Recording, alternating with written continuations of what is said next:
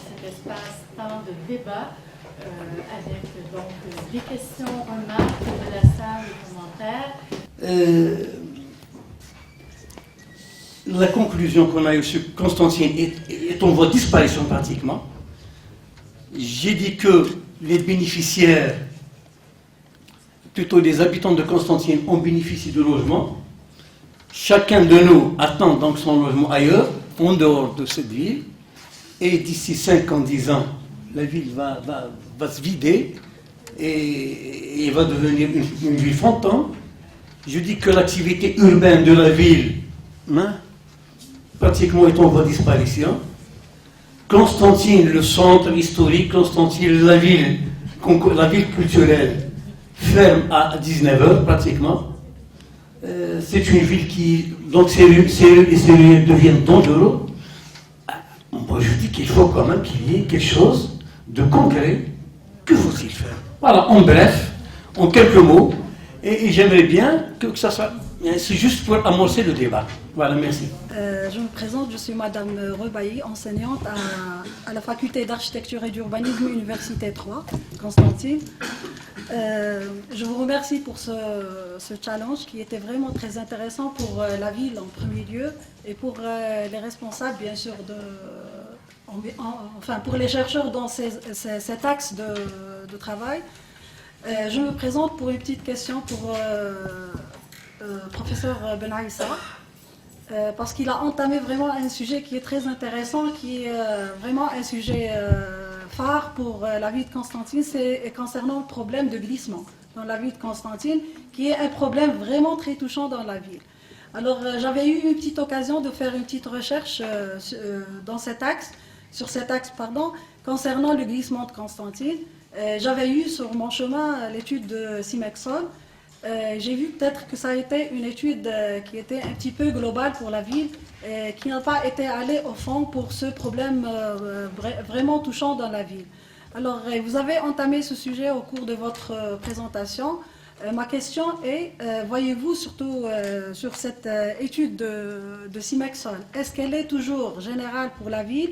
Et vous ne voyez pas qu'il faut vraiment actualiser cette étude ou bien aller au fond en détail concernant cette étude pour mettre en cause tous les problèmes de glissement dans la ville en détail et donner en parallèle les solutions pour ces problèmes dans la ville et en cas où vous nous proposez vraiment cette actualisation pour cette étude, quelles seraient vos propositions pour les solutions à mettre, beaucoup plus en urgence et qui sont vraiment très intéressantes pour les solutions, pour les interventions qui vont être bien sûr lancées en parallèle avec ces opérations de modernisation dans la ville. La ville de Constantine, c'est une ville qui est magnifique, qui a tous les atouts, historiques, ce que vous voulez, etc. Mais combien de fois cette ville a été envahie, a été détruite, et a été détruite combien d'années, etc. Moi, ce que je voudrais dire maintenant, actuellement encore, cette ville, et en particulier le centre-ville, il est encore en train d'être détruit, d'être abandonné, etc. Donc il n'y a aucune attractivité de ce centre-ville. Et le centre-ville est en train de se déplacer vers l'imagerie, etc. Le collègue qui vient de dire, il n'y a plus de vie au-delà de 7 heures à Constantine, là de 6 heures. C'est pas normal. C'est une ville qui a quand même un patrimoine, qui a un patrimoine historique magnifique, etc. Comment faire? Alors moi je dis, cette histoire de risque et de glissement ne doit pas occulter le projet de ces jeunes acteurs. Je vais vous dire une chose, ces risques, ils ont été étudiés. Il y a eu des études de Simon qu'on a menées moi-même et Ben Issa à côté. Ces études ont été site par site, ont été étudiées. Il y a eu une auscultation très précise. Et ensuite, ce qu'il y a par la suite, il y a eu des propositions. Il y a eu des dossiers d'exécution, des travaux proposés qui ont été remis à la wilaya et qui n'ont pas été suivis. Voilà. Et on continue à dire à faire. Il n'y a aucune étude à faire. Le diagnostic a été posé, il faut arrêter là. Il faut maintenant prendre les dossiers d'exécution et les exécuter. Ce que la wilaya n'a pas fait. Voilà. Alors ce que je dis en conclusion, c'est que ces glissements qui ont été faits, ils ont permis de récupérer des espaces au centre-ville. Et c'est ces espaces-là, et moi j'invite les candidats au challenge d'aller vers ces sites qui ont été détruits, et c'est là où ils doivent nous proposer quelque chose d'utile.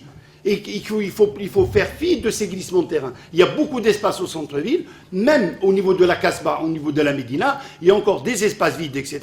Et ces jeunes étudiants peuvent donner libre cours à leur imagination et proposer quelque chose de neuf. Et je pense que la présence des autorités locales, ils ne demandent que ça. Ils demandent à ce qu'on propose des jeux. Et c'est ces jeunes-là, je pense qu'ils pourront donner des recours et nous donner des propositions intéressantes. Voilà, je vous remercie. Merci. Baziz Nassima, je suis enseignante à l'Institut d'architecture de Sétif et doctorante de l'EPO.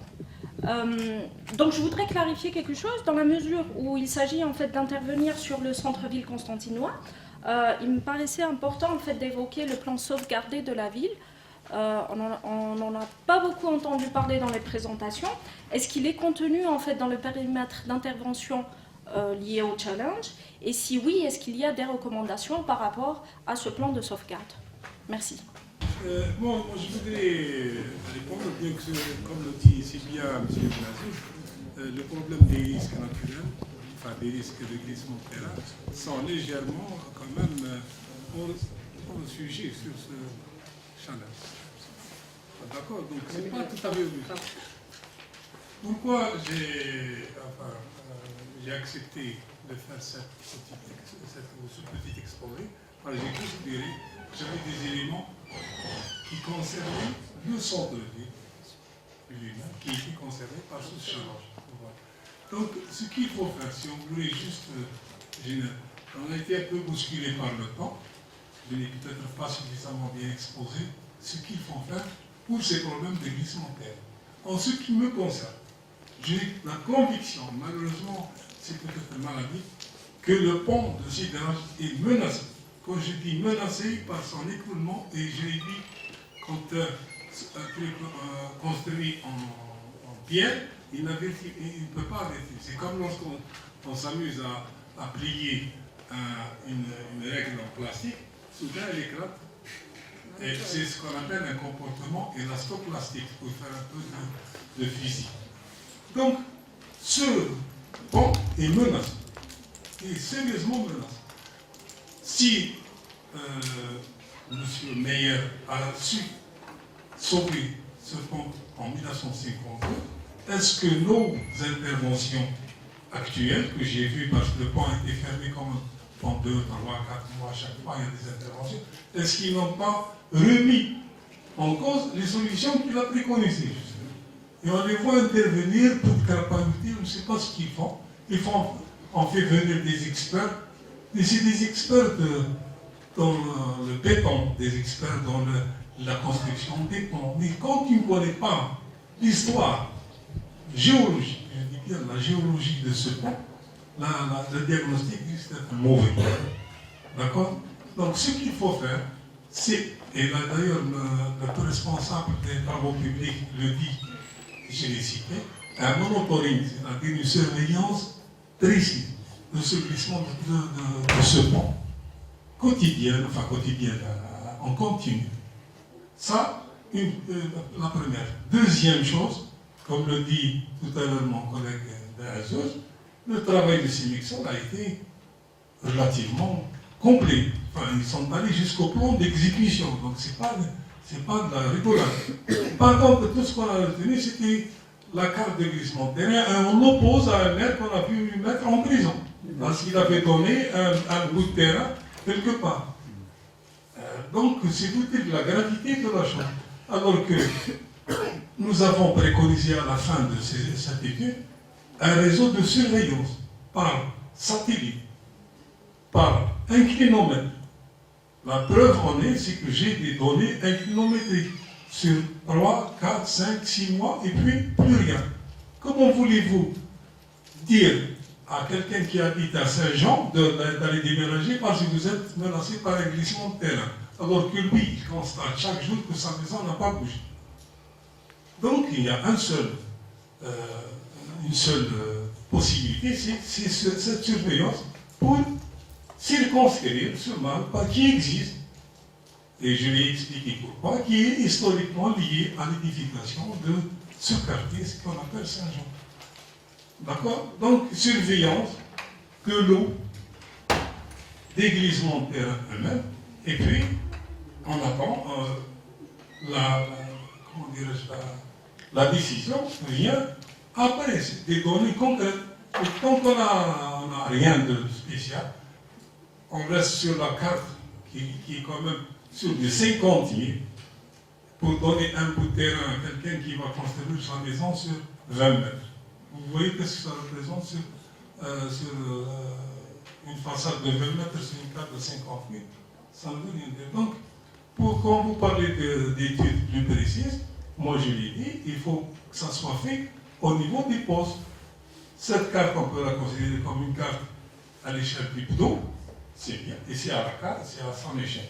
Et puis maintenant, aller au départ et faire des études plus ou moins ponctuelles pour décider du sol qu'on veut construire. Moi j'ai quelques réponses pour certaines questions. Bon, madame, concernant la carte de vulnérabilité, elle est prise en charge par les services techniques de la commune de l'APC de Constantine.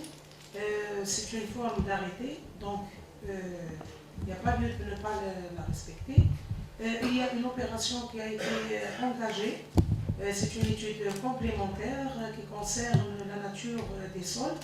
Là où, par exemple, surtout, comme il a dit M. Pélissa, il y a des zones où il y a, c'est pas clair, parce que c'est une carte vraiment, l'échelle, elle est, voilà. Donc il y a des études et les citoyens, ou bien les demandeurs de permis de construire, dans certains cas, on leur demande les analyses ou bien les résultats du laboratoire, chargé des études de sang. Concernant mademoiselle qui a parlé du plan de sauvegarde, moi je dirais que oui, il y a le plan du périmètre sauvegardé et proposable à tout le monde, mais concernant notre intervention, il y a une partie qui est au centre-ville, donc il y a juste la relation avec la Médina, mais on s'arrête juste avant, et jusqu'au pont de CDRH. Voilà. Pour question de prise en charge de certains points, nous, en tant que commission d'urbanisme et d'aménagement du territoire, chaque 3 mois, on présente un dossier qui représente les préoccupations ou bien des citoyens, ou bien des institutions, ou bien tout ce qui concerne la ville de Constantine, pas uniquement le centre, où à chaque fois on évoque un sujet important. La dernière fois, c'était le réaménagement des cimetières avec une proposition pour régler le problème à travers la wilaya de Constantine, où il y a eu une décision de M. Louali d'inscrire ce projet et proposer un cimetière pour chaque commune. Le prochain dossier, ça sera le dossier de la gestion des risques, là où on va toucher à tous ces points, y compris les aménagements, ainsi de suite. Donc je vous invite, s'il y a des propositions, de préoccupations, de s'adresser directement à la commission et on fera un travail collégial. Et je vous remercie. Mais cette partie du centre-ville qui est en train de mourir un tout petit peu. Pour le programme de logement ou de relogement, il y a un programme important. Il y a même un recensement de toutes les familles, puisqu'il y a une famille qui aura un logement, il y a d'autres qui vont l'occuper. Donc on attend que l'opération de recasement se termine. Et là, on va avoir des propositions qui concernent cette préoccupation pour trouver des solutions pratiques. Parce qu'il ne faut pas oublier qu'il y a la nature aussi juridique de ces maisons et tout. on ne peut pas enlever des propriétés ou...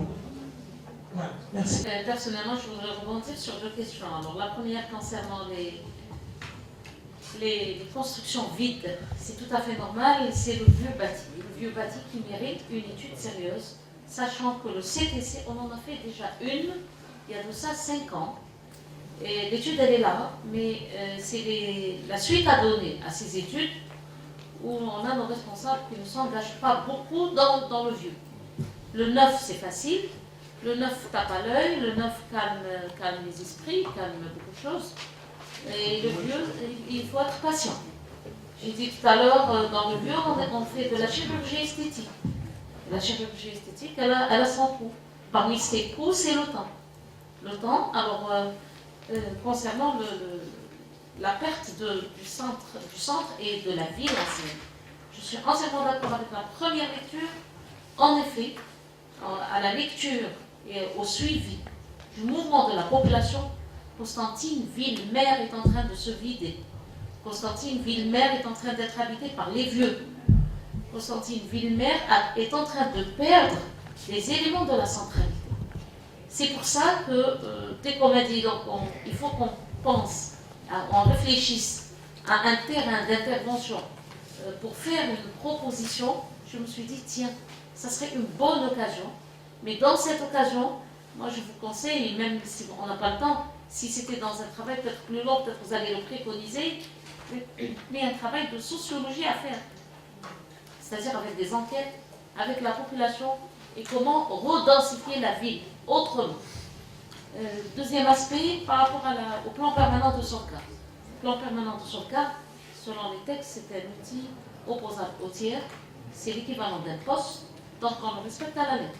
Nous, on l'a considéré dans cet aménagement, dans les plans que vous avez tous dans vos pochettes, il constitue un élément structurant important de composition urbaine. Vous avez le plan de sauvegarde, il est maintenu comme il est. On a une étude, elle est finalisée en tant qu'étude, donc c'est certainement la faisabilité. Donc il est attenant au centre. Le centre, vraiment, il est dans les abords de ce centre historique, de centre-ville. Vous avez le terrain de Bardo. Bardo aussi, il a connu une étude. Une étude, elle est en pleine exécution, en pleine réalisation. Vous avez dans l'équipe organisatrice, M. Sadi, qui en a fait tout un travail de magistère sur la question. Et donc, il peut aussi vous renseigner sur cette étude et sur ce qu'on peut bien faire. Mais ce sont des éléments phares et de fond structurants. Peut-être, ce qu'il y a lieu de faire, vous allez visiter et vous allez vous rendre compte que, comme si on a des fragments. Le centre est fragmenté. Dans la vision actuelle, il est fragmenté. Comment vous allez recomposer avec? Si vous me faites parler davantage, je vais vous dicter un peu d'esquisse. Merci. Moi, enfin, c'est une question, en même temps c'est une réflexion, à l'intervention de monsieur pour les glissements de terrain. Je pense que, je vous ai parlé du Koudiat Ati. Le remblai de Koudiat Ati a été étudié où on doit le mettre parce que c'est parce que remblai. Et depuis, les remblais étaient dispersés anarchiquement. Au lieu de, par exemple, essayer de mettre des remblais dans des lieux bien précis pour qu'il n'y aura pas un glissement de terrain autour du rocher. Et le rocher a été habité depuis, comme j'ai dit tout à l'heure, depuis l'Antiquité, et même au moment de parce que là j'ai sauté quelques lignes de mon intervention, la capitale, quand elle était capitale numide, il y avait le rocher qui ne suffisait pas aux habitants. Il fallait élargir la ville, et la ville est devenue une ville interne, la ville sur le rocher, et une ville externe qui s'étend vers Bellevue, où il n'y a pas de glissement de terrain, que le terrain, et moi je suis géologie ou quelque chose comme ça, pour répondre à certains. Mais seulement, apprenons de notre histoire. Il faut qu'on apprend de notre histoire pour essayer de urbaniser ces lieux que l'homme n'a pas quittés depuis millénaires jusqu'à aujourd'hui. Merci. Je voudrais revenir sur l'intervention du professeur Benjamin et sur cette histoire de chapelle, que je qualifie de chapelle ou de conflit disciplinaire. Autant, effectivement, vous avez amplement développé et vous êtes mieux placé que quiconque, je dis bien, et de façon, comment dirais-je, responsable, sur cette paternité de la discipline d'urbanisme. Certains me reprochent maintenant, alors ils disent qu'il y a trop de géographes dans l'urbanisme. Les architectes, ils disent non, nous les architectes, on conçoit des plans. Et les villes doivent avoir aussi leurs plans. Et donc c'est la nôtre. Et effectivement, est-ce qu'on est plus dans la pluridisciplinarité ou dans la transdisciplinarité? Je profite de ce que vous m'avez donné la parole pour vous dire un mot d'un tout autre ordre. Je voudrais féliciter les organisateurs de cette réunion, et en particulier Madame la professeure Benamache Kabouche, pour la remarquable cohésion des 5 exposés auxquels nous venons d'assister et que nous venons d'entendre. Depuis Kerten jusqu'aux perspectives d'avenir du centre urbain, il y avait une progression, une cohérence tout à fait remarquable qu'on trouve rarement dans des colloques, il faut bien dire, et c'est très intéressant. J'apporte un bémol quand même, c'est que je n'ai pas entendu de questions de la part des étudiants qui participent au Salange. Or, ils ont devant eux, à la tribune, les meilleurs spécialistes du sujet qu'ils vont avoir à traiter. C'était bien l'occasion, c'est encore l'occasion de leur poser des questions. J'avais une question aussi pour M. Pierre Merlin, et ça m'a interpellée par rapport à notre situation chez nous, à l'élevé d'équipement, etc. Et c'est vrai que la question du logement qui a été centrale en France à la Deuxième Guerre mondiale, et on a essayé de trouver les réponses après 1948, mais surtout pendant les 30 glorieuses, on est dans la même situation un peu en Algérie. Nous, avec le boom démographique, on a aussi notre problématique de logement. Et comme je dis, notre crise de logement, elle va perdurer encore. Je me dis, il est Yombeddin. On aura toujours des logements, on aura toujours des habitants, et c'est très légitime qu'ils seront à la quête de logement. Le premier intervenant a soulevé cette question. Elle est centrale, bien sûr qu'elle est centrale. Mais ma réflexion, c'est qu'on ne peut pas penser au logement, mais penser aussi à nos centres, tout à l'heure Samir l'a évoqué, à nos médinas, nos centres anciens, à nos villes compactes, parce qu'on a nos villes compactes. Madame l'a bien souligné, excusez-moi, je ne me suis pas rappelé mon nom, c'est très bien de nous replonger dans l'histoire ancienne, parce qu'on a nos villes compactes, on a notre histoire. C'est juste un peu, on l'a oublié, vu la crise de logement, vu le boom démographique, et c'est très légitime que l'État national s'en occupe. Il s'en occupe, mais en ne regardant pas suffisamment son héritage.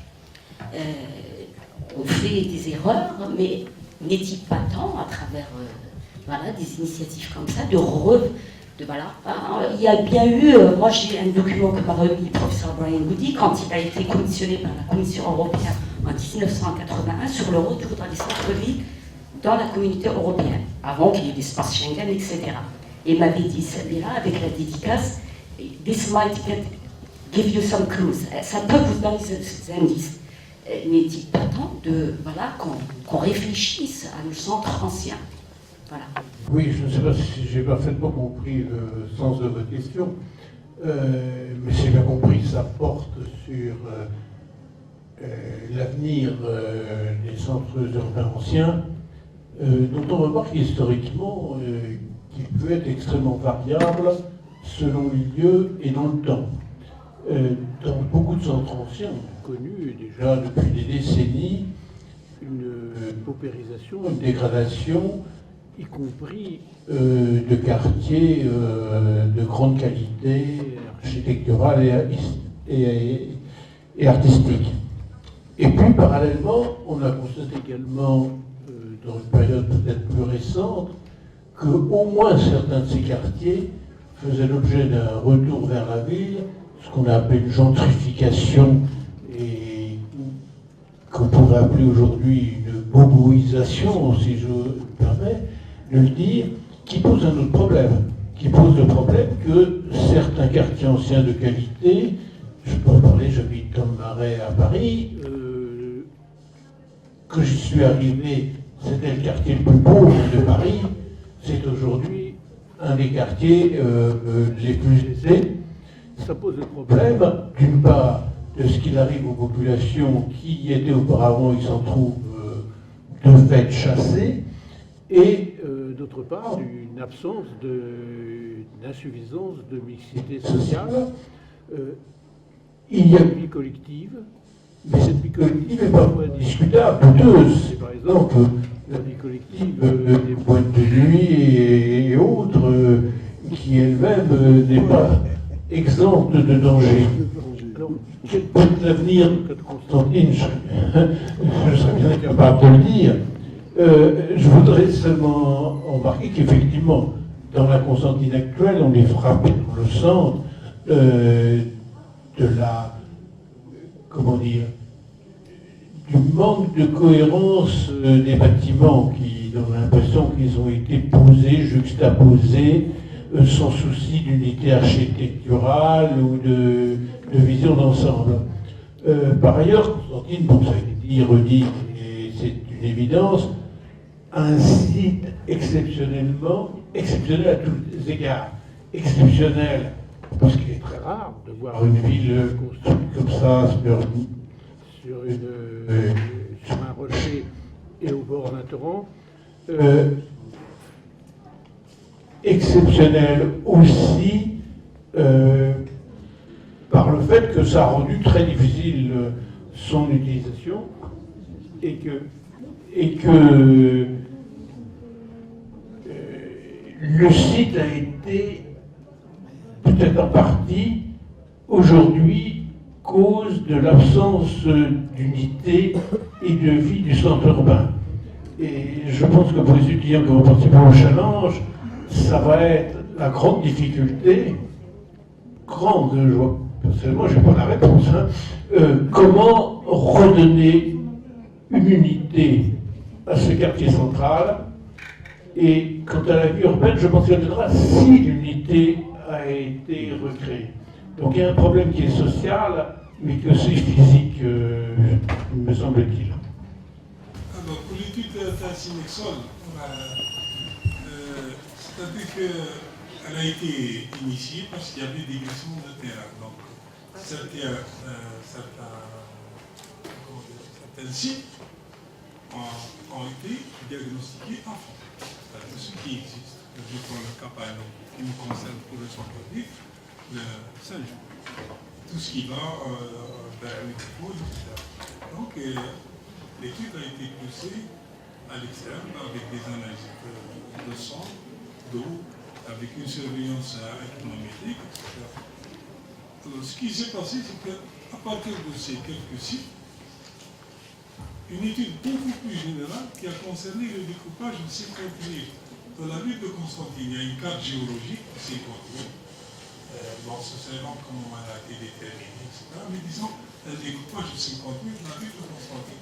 C'est cette carte géologique qui a servi de base,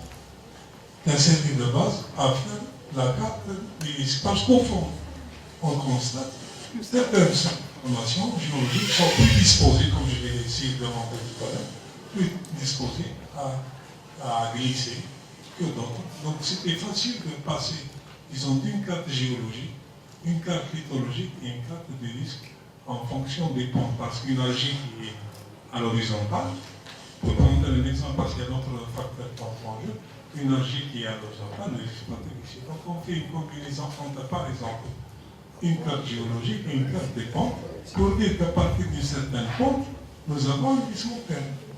Vous comprenez la logique?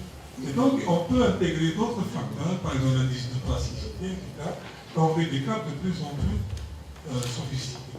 Mais c'est pour vous dire que la carte géologique, la carte aux 50 000 qui donne des glissements de terrain, on ne parle même pas de glissement de terrain, d'aléa mouvement de terrain. Parce que un phénomène de retrait et gonflement, ce n'est pas un glissement de terrain, mais c'est un terrain qui est très mauvais à construire. On ne peut pas construire sur un matelas. D'accord? Donc on a essayé d'isoler tous les mauvais sols en fonction de leur pente, on dit aussi qu'ils sont plus mauvais, plus disposés à glissement. Juste un petit point sur le vieux bâti. parce qu'il y avait aussi un problème juridique. Il y avait un manque de texte, un vide juridique. Et justement, il y a eu un texte en 2016, c'est le décret 1655. Il y a une opération qui parle justement de l'intervention sur le vieux bâti. Il y a une grande opération qui va avoir lieu au niveau de la wilaya de Constantine. D'ailleurs, c'est des travaux qui sont coordonnés ou bien déjà préparés entre la commission d'urbanisme au niveau de la PUI et les autorités, à savoir la wilaya. Donc il y a une commission de pilotage au niveau de la wilaya, il y a une commission technique au niveau de chaque commune, et il y a le maître d'ouvrage délégué, et il y a aussi les moyens financiers, parce qu'il faut aussi justifier les moyens de sa politique, c'est très important. C'est bien de préparer des opérations, mais il faut aussi les cadrer dans un cadre financier, tout ça, donc tout le monde le sait. Ça c'est pour ce point. D'ailleurs le périmètre a été déterminé. Deuxième point, il y a les maîtres d'ouvrage qui sont avec nous dans cette salle. Donc aussi, ils ont aussi des attentes. Il y a des opérations qui ont été déjà prévues, qui vont être relancées, et à savoir la direction d'urbanisme. Ce sont des architectes qui sont parmi nous. Et je préfère leur donner la parole pour nous expliquer ou bien de nous parler de quelques projets qui ont été déjà proposés au niveau du centre-ville. Ça va aider les étudiants. Monsieur Cosi. Merci. Je passe la parole à Mme Boulana, chef de groupe.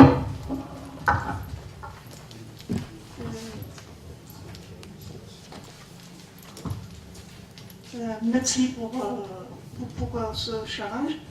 Je me présente, Madame Boulala, architecte à la direction du tourisme et de l'artisanat. Il y a beaucoup de projets qui ont été proposés dans le site, à savoir une maison d'artisanat qui est proposée à l'arrière, derrière le Novotel et Ibis. Aussi un centre d'orientation et touristique aussi, programmé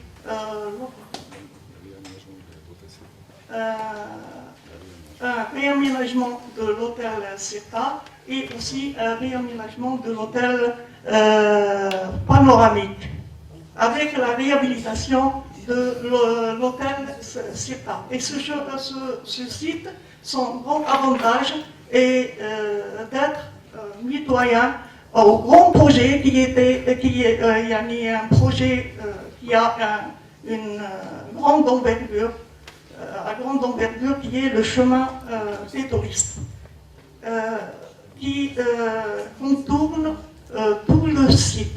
Notre attente pour ce challenge, c'est d'arriver à concrétiser tous ces projets et aussi avoir la vocation touristique pour le site. D'accord, merci beaucoup. Je fais mon intervention en tant que président d'une association de cette ville. Cette ville est réellement menacée. Elle est plus menacée qu'on le pense.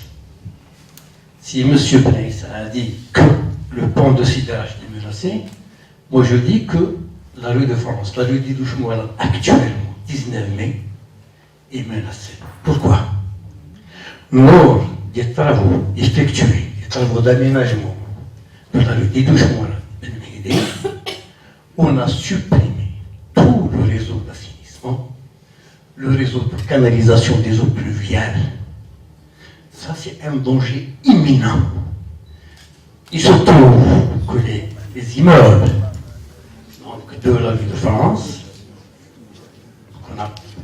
on l'appelait à l'époque, n'ont plus de canalisation des eaux vers l'ouest. Les eaux de pluie s'infiltrent au niveau des fondations. Imaginez des immeubles qui datent de plus d'un siècle. Et des eaux qui s'infiltrent au niveau des fondations.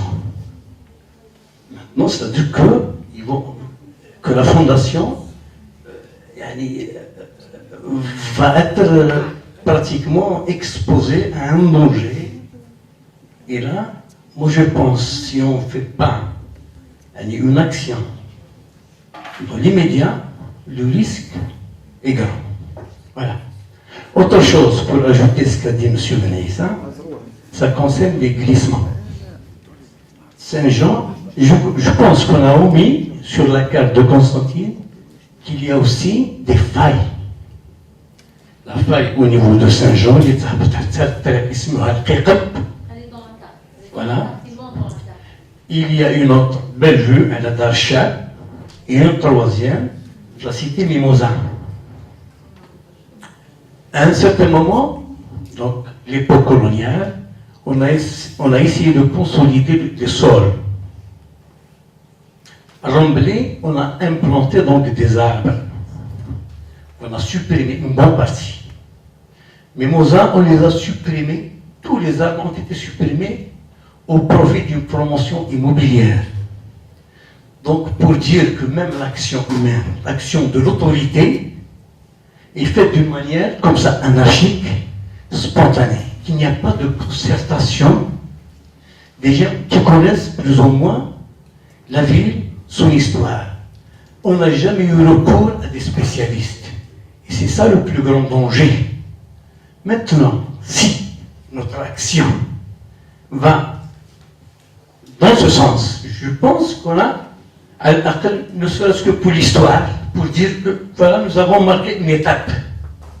Voilà. Et c'est ça, je voudrais que le don, que le débat tourne autour de ça, parce que c'est bien d'avoir un débat académique. C'est bien d'avoir des propositions. Mais après, nous sommes tous responsables. Moi, je pense que c'est une opportunité ici. Du moment que nous avons donc des spécialistes, que nous avons apéro, il faut saisir cette opportunité pour apporter un plus. Voilà ce que je voulais dire. Et j'ai parlé en tant que citoyen de cette ville et en tant que militant. Je conclue. Merci. Le tremblement de terre d'Itzender, il est loin, c'est des failles qui ne sont pas acquises, on n'a pas de danger sélectif. Sur la route qui raconte, il n'y a aucun problème. On est sur un calcaire, 200 mètres de calcaire dur, massif, etc. Le dernier tremblement de terre de Constantine, et bien quand il y a eu le tremblement de terre, les gens qui habitaient là, ils n'ont rien senti. Ils ont senti le crépitement des carreaux, qu'ils les nous. Alors qu'à côté, les trucs ont balancé, etc. Pour dire qu'on est le rocher solide, qui a subi combien de tremblements de terre, et la ville est là, elle n'a pas été détruite. Je voudrais juste rebondir sur la question de l'étudiant pour parler des glissements de Constantine. C'est qu'au départ, je rejoins un peu ce que disait M. Benaïssa, Constantine, avant qu'il y ait l'étude globale de Constantine, Constantine a subi plusieurs glissements de terrain, ponctuels. Et quand il y a eu les glissements de terrain, depuis toujours, on a intervenu comme les pompiers. Qu'est-ce qu'on faisait ? On prenait les gens dans les maisons étaient détruites, on les installait dans des baraques, dans des tentes, des cités de recasement qui existaient aux alentours de la ville. Et bien c'était la solution des autorités, alors qu'on n'a jamais étudié les glissements enfants. Mais comme l'accumulation de tous ces glissements sur tous les sites, etc., est venue l'idée de faire une étude globale. Et je me rappelle, on était derrière, avec les autorités de la wilaya, on a dit basta, ces petites études ponctuelles, il y a des glissements partout, on va réaliser un diagnostic global et étudier tous les glissements et proposer une solution globale, et on n'en parle plus de glissements de terrain. Et c'est comme ça qu'est venue cette étude des glissements de terrain. Et ces glissements de terrain sont venus à l'occasion d'un mini-gouvernement à Constantine. Il y a eu 6 ministres qui sont venus ici, et c'est à l'occasion des 6 ministres de mini-gouvernement qui ont décidé de l'octroi d'un budget spécial pour l'étude des glissements. Voilà un peu l'histoire. Et puis, il y a eu l'étude globale. Donc, on a, c'est ce que disait Benaïssa, on a cerné les quartiers où il y avait Wintelfoul, Bossof, etc., où il y avait les quartiers. C'était le document de base, c'était l'appel d'offres qui donnait une surface à étudier pour les glissements de terrain. C'était comme ça.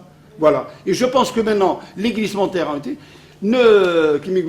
n'essayons pas de compliquer le travail de ces jeunes chercheurs. Il ne faut plus parler de cette histoire et essayer de proposer tout ce qui a été dit. Voilà. Merci. Merci.